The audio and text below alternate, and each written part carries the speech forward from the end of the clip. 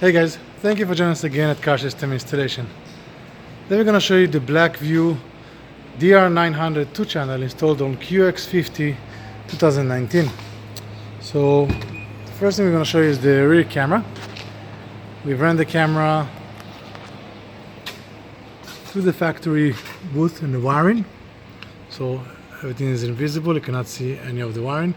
This goes from the back here all the way to the front.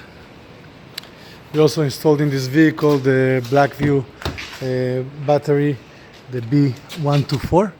So here we have the front camera. Again, the wires go into the ceiling and hide, and the Blackvue battery is hidden under the seat, as in this vehicle it was very limited in room and location where to put it. To get your own dash cam, you can always find it at Car System Installation. Subscribe to our channel, and we'll see you next time. Have a great day.